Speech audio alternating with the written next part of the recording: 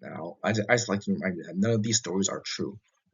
These are all stories I made up, and I really like it if you guys could subscribe to my channel. I really appreciate it.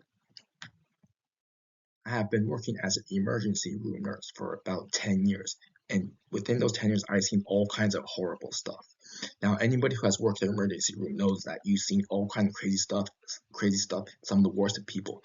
But this one incident will be instant that I cannot explain and will be with me for the rest of my life.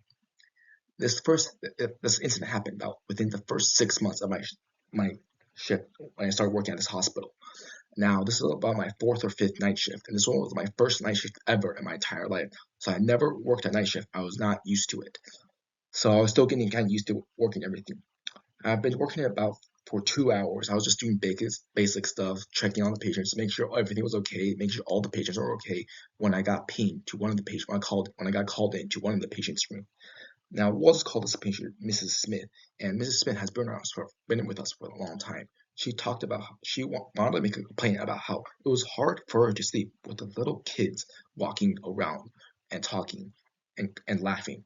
I know there was no way any kids could have been here because the visiting hours were over 3 hours ago, and I didn't think any of the patients and any of the staff had any kids working there, and I didn't see any kids. I told Esther that not to worry about it, and I'll see what I can do. I asked her it would be better if I could close the door. She said yes, so I closed the door.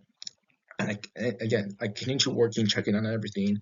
And this was during my break when I talked to the other nurses about what happened. They laughed and talked, and they gave their own examples of patients hearing stuff and crazy stories like that. And they insisted that this was nothing to be afraid of, nothing to worry about. When you work the night shift at hospitals like this, it's not that uncommon for patients to complain about hearing noises. We laughed about it, and after my break, I continued to do my work. But one patient complained about how cold it was getting, so I decided to go down to our laundry room where the blankets were to get the blankets for one of the kids. When I walked in to get my blankets, right when I was about to leave, I heard something, a sound of a kid's laughter. Now I thought, okay, this must be my coworkers playing a prank on me because there was no way anybody can get into the hospital without a key card.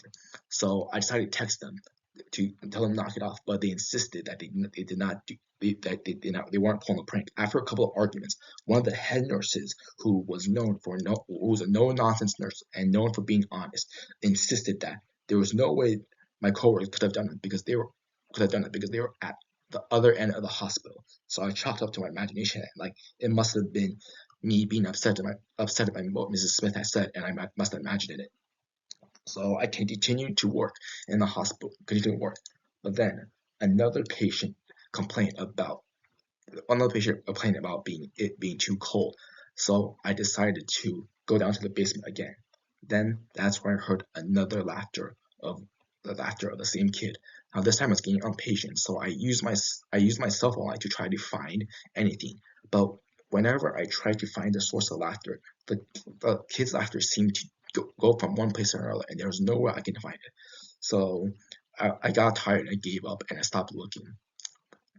The next day, I decided to ask one of the security guards to see what was going on, to ask them if they can track anybody going into the basement. To my amazement, I did not. There, there was none of my coworkers went to the basement, and there was no video camera of anybody going into the basement that was not a coworker or worked at one of the hospitals. I still, to this day, will not be able to explain what was going on. Was it just my imagination? This happened a couple years ago when I was still in college. I got a job working at a part-time job at a night shift at a gas station. I thought, hey, because it was at a night shift, there wouldn't be that many people, and I used the time to do my homework. So I thought, hey, it wouldn't be that hard. I'll occasionally get people trying to find teenagers trying to buy beer with fake IDs, college students trying to steal stuff. Not much happened, but this one incident will be the scariest, and it'll haunt me for the rest of my life. It happened about 1 p.m. or so. It happened 1 p.m. or so. This guy walks in with a cell phone in the hand and just talking. But he would walk around the store like he was scoping it out and not doing much. And he wanted to get himself familiar with the store. Now he was just acting really weird, talking to himself with a cell phone and just acting weird. But I thought, as long as he has enough money to pay for food, that's all that matters. Plus, he wasn't really breaking any laws or store policy, so I thought to ignore it. Then he looked at me and asked if I could use the bathroom. I said yes, but um, our our store requires that you must make a purchase before you use the bathroom. He asked for beer, but as soon as I said that, oh, we require everybody to show their ID, he freaked out and said changed his mind, says he didn't want beer, and grabbed a candy bar and he paid for it, and then immediately grabbed his phone and ran to the bathroom. So I thought, okay, this was getting weird. But he left part of the bathroom door open. So I pretended to walk near them just to hear what was going on. I pretended I was doing stalking. What I heard next freaked me out. I heard him say, yes, there's only one person here, and it'll be easy to rob. Hurry up. As soon as I heard that, I ran all the way back to my station and called the police. I was about to call the police, but as soon as I was about to do that, a man walked in. A man in a police uniform walked into the store. I've never been so relieved to see someone in a police uniform. I told him everything that happened. He said, "Sir, John, don't worry. I need you to go back to the room and lock everything just in case anything happened." I immediately did this. So I ran to the room and I locked the door. Then it was after about 2 or 3 minutes where I started getting freaked out. Wait a minute, why isn't this police officer doing anything? And how did the police officer know my name? And why would tell me to lock the door? So I didn't know what to do. So I decided to go to the back door to go out the back door to see what was in the car garage to see if more police officers came. But when I saw what happened, I only saw two cars. Neither of them were police. By this time, I was extremely freaked out. So I ran back into the storage unit and I closed the door and I opened a peep. Open to see a peep. Open to see a peep to see what was going on. The store was completely ransacked and destroyed.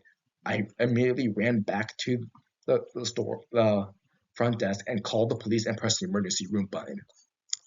That's when the real police came and I told them about everything. Now they couldn't find anything because there was literally no evidence and all the video evidence was destroyed. The camera was destroyed. And the next day I stopped working at that store.